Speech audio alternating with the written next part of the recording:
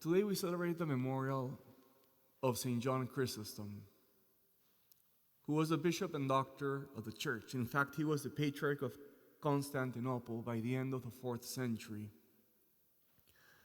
St. John Chrysostom is to the Eastern Church what St. Augustine is to the Western Church.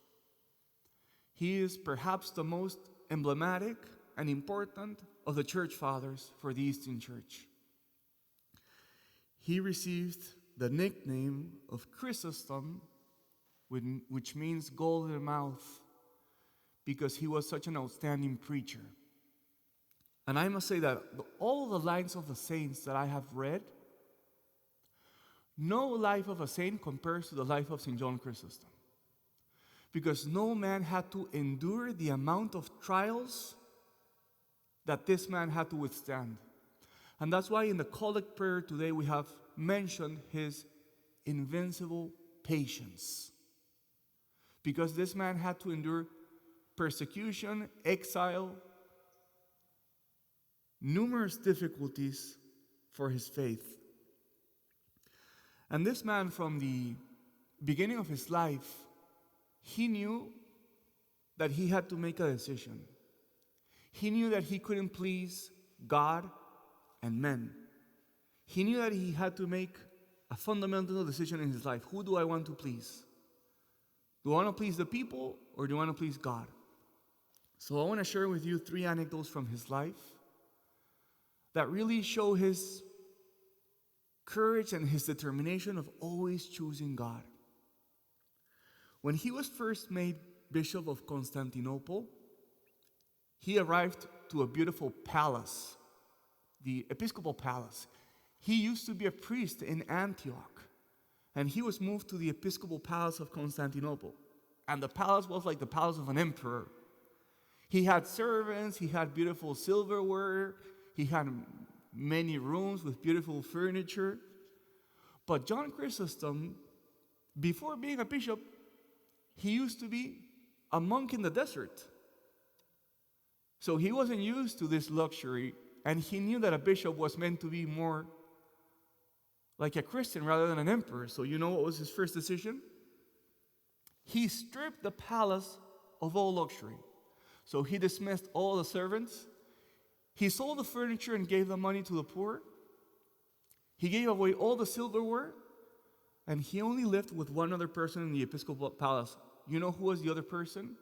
A fellow monk. They both shared a room. They slept on the floor. And you know who was the cook? The other monk. They ate once a day.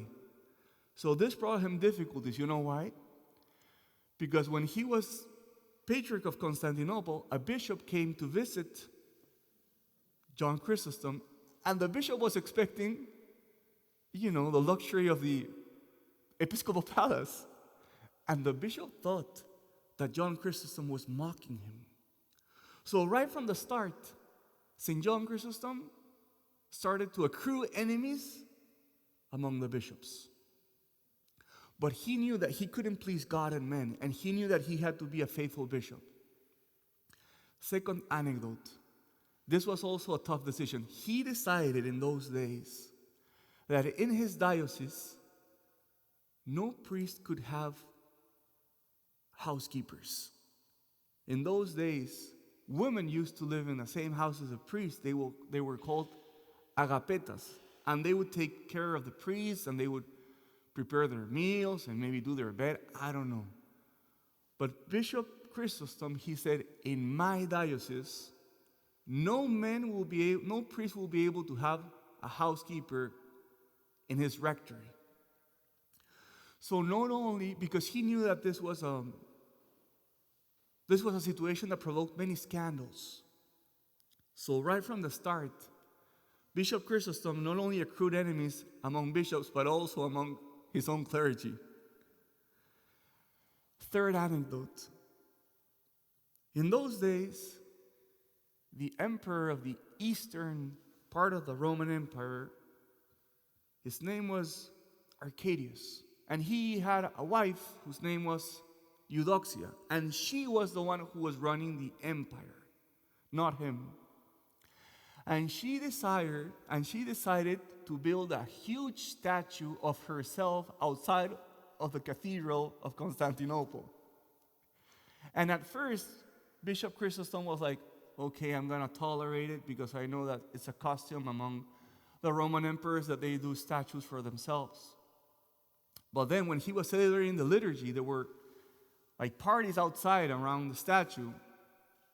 And he said, I can't tolerate this. And he pronounced a famous sermon against the emperor, against Eudoxia. And you know what was the outcome of his sermon? He was sent to exile for his sermon, but he knew he couldn't please God and man. So St. John Chrysostom, who was such a beloved bishop among his faithful because he always cared for the poor, died in exile. So I want to finish this homily with one question. In our life, are you as determined as Bishop Chrysostom that you can't please God and men? That sometimes you have to make courageous decisions to please God, even when this will provoke the hatred of men?